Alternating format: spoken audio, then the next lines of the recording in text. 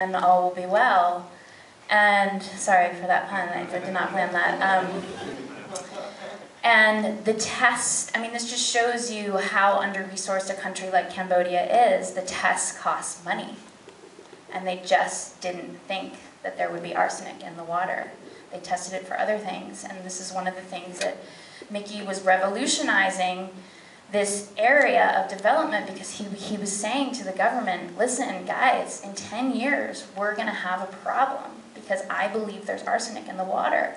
And he was being called, oh, Arsenic King. Go on, Arsenic King. Tell us about how everyone's going to have arsenicosis. And he was right. And it's just one of these awful things that happens from very well-intentioned people.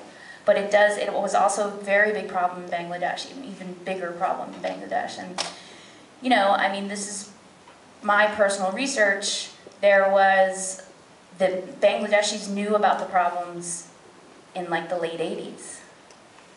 So it just points out that even the most well-intentioned activities, there are errors and there are mistakes.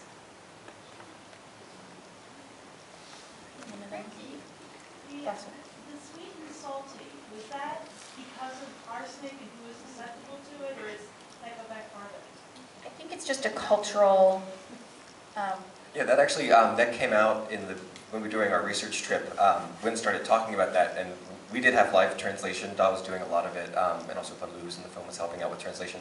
So we heard this, sweet, salty, and we had no idea what he was talking about. So later we went to Palu and he explained that it's not just related to arsenic, it's a general understanding of almost like a karmic thing, like you were born either susceptible to disease or you were born very strong. So it's a much more general idea, and he was applying it to the idea of arsenic. And I personally think of it in terms of like Ayurveda, there are body types and your dosha and sort of what kind of constitution do you have. So it's not really related to arsenic specifically. There's two right here. Sure. Yes, you. Did they dismantle the pumps or just spray them red and hope that nobody drank from them? Wouldn't it be more effective if the pumps didn't work? No, now the things that we can do, that RDI try to do is we try to dig the open well, which is like a shallow well, because like most of the high concentration of arsenic is in like the very deep groundwater. So like you know, like the pond well just like maybe 20 meters deep, but the shallow well it's a hand dig. You saw in the film that, you know, the man just go and then put the rings in and they dig, and then till they get water and they put like the rope pump. They just like take the water from the surface.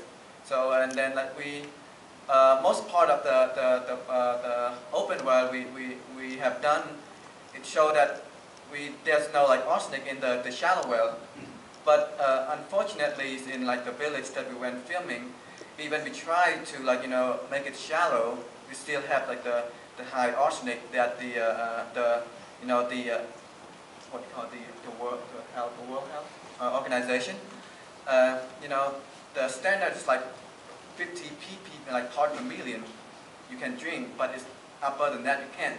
So like in that village is like the concentration is up to like 1,000, 2,000 parts per million, and then even we try to like do the open well, it's still, you know, very high, upper than the standard. So I mean we try to like we have like a postdoc, we have like a PhD that when they try to resolve the problem, but we still, you know, have trouble for that, and we try to do like the pipe water system for them, like connect the water from like the river so they can use it, and some part that we couldn't solve it, the only thing we can do is just like, you know, try not to drink the water from the well, and you know, you can just like wash it and, you know, take in a bath with it, but just don't drink it, you know.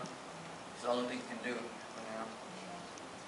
And one other thing to your question is that we were surprised by that too.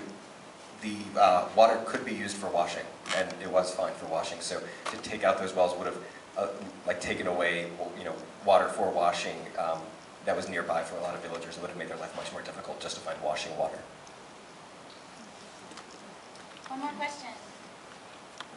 What happened to Mickey, and will the work continue even though he's